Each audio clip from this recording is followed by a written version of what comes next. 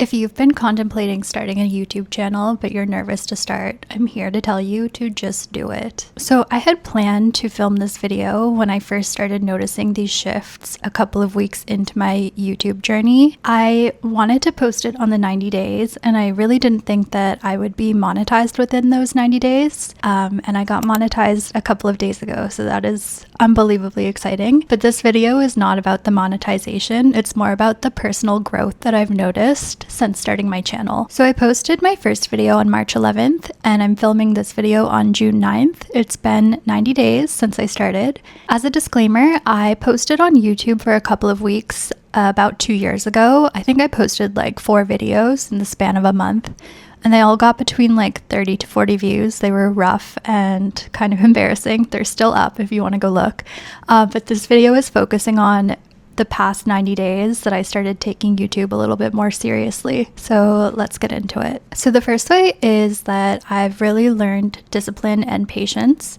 I think I've always been pretty disciplined, but staying consistent has just made me even more like regimented with my routine. And then patience. I am not a patient person at all. I actually think it's like one of my biggest character flaws, but YouTube has really taught me to lean into the long game. I used to post kind of regularly on Instagram when I was traveling a lot. And I feel like when you're trying to grow an Instagram channel, it's like pretty fast growth, but it's shallow and surface level. So YouTube, it's like you really have to lean into taking your time and building something slowly. And I feel like it has been a game changer for my level of patience. So the second thing is probably the biggest change that I've seen in myself and something that I'm most proud of. And it's that I've been able to find my voice and feel more confident speaking. I am introverted and I have social anxiety, so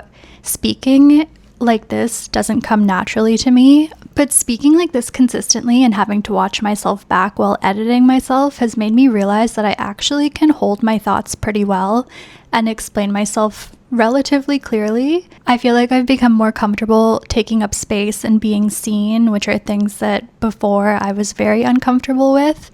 And I'm still working on it, so I know that my presentation skills are not 100% yet.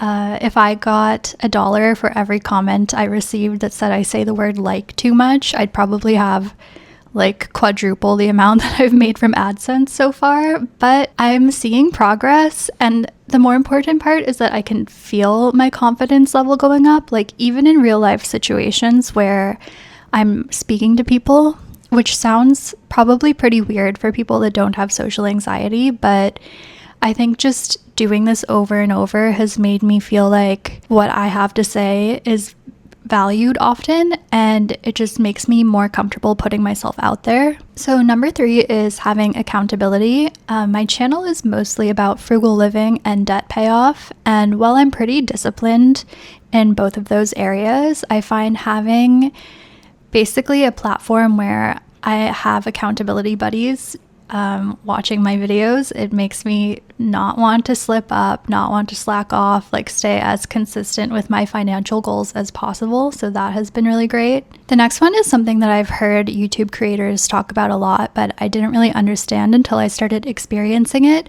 And it's that you end up building a really wonderful community.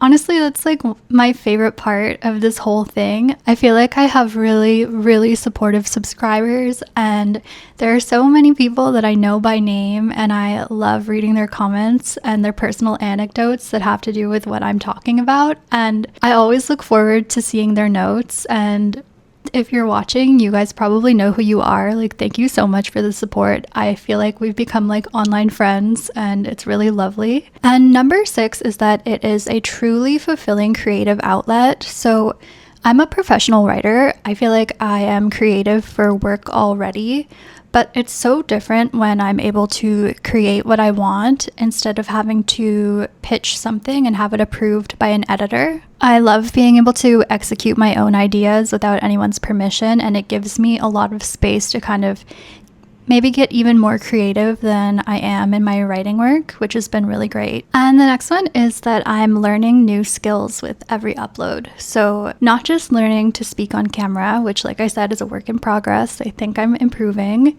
but also video editing skills. Like the whole process of producing and uploading a video, I've had to learn from scratch basically. And I feel like the technical skills that I'm learning have been a huge confidence boost. And it's also something that I will be able to take with me even in my career as a writer. I think having video editing and on-camera skills, it's pretty valuable. So that's been a great one as well. And kind of in line with that, it's expanded my mind and my career potential. So going on camera, even especially in the beginning when I was super uncomfortable, has made me realize that I'm okay with being uncomfortable and doing uncomfortable things and growing from it. So it has really pushed me past my limiting belief that I could only be kind of an introverted writer and made me think about career paths or alternative lives where I'm doing something completely different. So right now, if you've watched any of my other videos, you probably know that I'm thinking about going into teaching. And before I started doing this, I never would have thought it would be possible for me to be a teacher because I'm so socially anxious. But I've learned that there's kind of a level you have to hit with feeling uncomfortable. And once you're able to push past that, it's like not just a great feeling, but then that level doesn't really matter anymore. Like once you're past it, you can just go on and keep living your life. So I feel like I'm slowly getting past that level, and it's a wonderful feeling as somebody who has been anxious and afraid to take up space my whole life. It's like, it feels like crossing an invisible boundary for the first time, which is great. And honestly, it's kind of weird to realize I enjoy talking and sharing my thoughts with people. Any socially anxious introverts will agree that sometimes, even when you're with friends, like it feels like being a fly on the wall would be easier than sharing your opinion in a group setting, even with close friends. So being able to kind of like break that down and move forward has been great. First time in 33 years that I've been able to make progress on that. So I'm really loving that. And also a lot of bigger YouTube creators give the same piece of advice for newer creators. And it's that you should aim to get 1% better with every video. So of course I'm doing that with my videos. And I think it has helped me grow and improve over time. But I've also taken that into my real life as well. So I've always been really into personal development.